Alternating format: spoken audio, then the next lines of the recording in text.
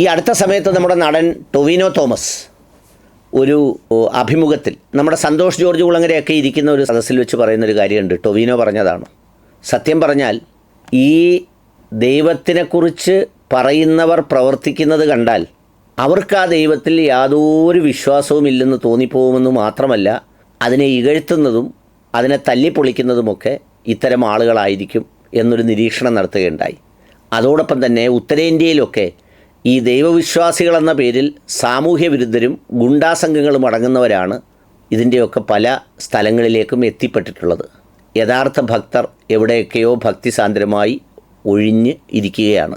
ഞാനിത് പറയാൻ കാരണം എന്താണെന്ന് ചോദിച്ചാൽ, ഒരു ബാലികയെ, രാമക്ഷേത്ര ശുചീകരണ തൊഴിലാളിയായ ഒരു പെൺകുട്ടിയെ 7-8 പേർ ചേർന്ന് ബലാത്സംഗം ചെയ്തു എന്ന് പറയുന്നൊരു വാർത്ത കണ്ടു. അത് വലിയ ചർച്ചയൊന്നും ആയില്ല, ബഹളമുണ്ടായില്ല, ആരും അതിൽ വലിയ ഘോരാഘോരമായ നിരീക്ഷണങ്ങൾ നടത്തിയില്ല, അന്തിച്ചർച്ചയ്ക്ക് ഇടം നൽകിയില്ല.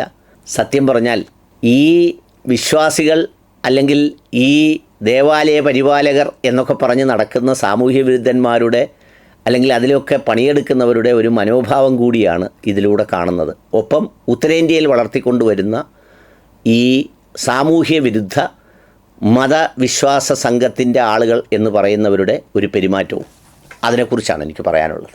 ഈ പണ്ട് കാലത്ത് ഭക്തർ എന്നൊക്കെ പറഞ്ഞാൽ വളരെ നിശബ്ദരായി ദൈവത്തെ മാത്രം വിളിച്ച്, ഉടയതമ്പുരാനെ വിളിച്ച് പ്രാർത്ഥിക്കുന്ന സാധുക്കളായ മനുഷ്യരാണ്. ഭക്തി കൂടുന്നതനുസരിച്ച് വിനയവും ദൈവഭയവും കൂടണമെന്നുള്ളതാണ്. എന്നാൽ ഇന്നത്തെ കാലത്ത് നമ്മുടെ ചുറ്റുപാടുകളിലേക്ക് നോക്കിയാൽ ഈ ഭക്തർ എന്ന് പറയുന്നത് ഒരുതരം ഭീകരരാണ്.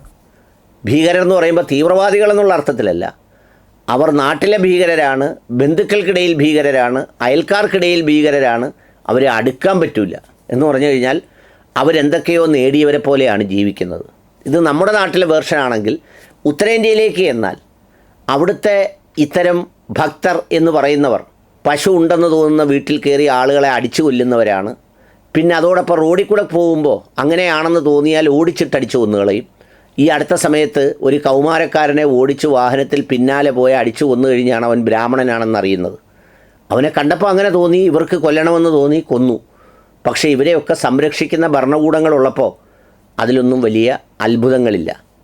ഏതായാലും അങ്ങനെ തുടരുന്നതിനിടയിലാണ് ഈ വാർത്തയുണ്ടായത്. മുഗളന്മാരെക്കുറിച്ചൊക്കെ നമ്മൾ ഒരുപാട് പറയാറുണ്ട്. അവന്മാർക്ക് ഈ പറയുന്ന വിദേശ ക്ഷേത്രങ്ങളൊക്കെ തകർത്തു, അവിടെ ഭയങ്കരമായി ഇത് ചെയ്തു, അവന്മാരെ അങ്ങനെ ചെയ്തു, ഇങ്ങനെ ചെയ്തു എന്നൊക്കെ.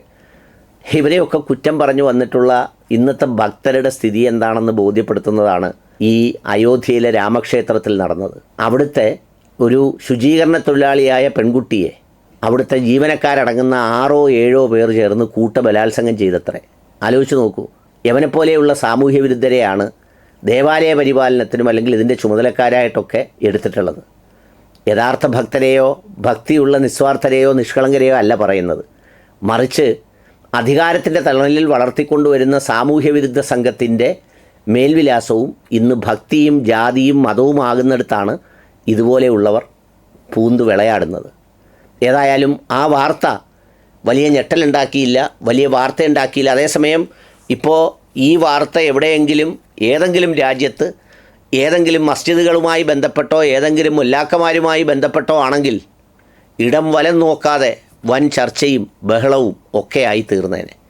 പക്ഷേ ഇപ്പോൾ ഇവിടെയെല്ലാം മൗനമാണ്. ഏതായാലും ഈ വാർത്ത കേട്ടപ്പോൾ ഞാൻ ഈ കപടഭക്തരെയും ഈ സാമൂഹ്യ വിരുദ്ധ ഭക്തരെയും ഓർത്തുപോയി. അത് പങ്കുവെച്ചു എന്നേ ഉള്ളൂ.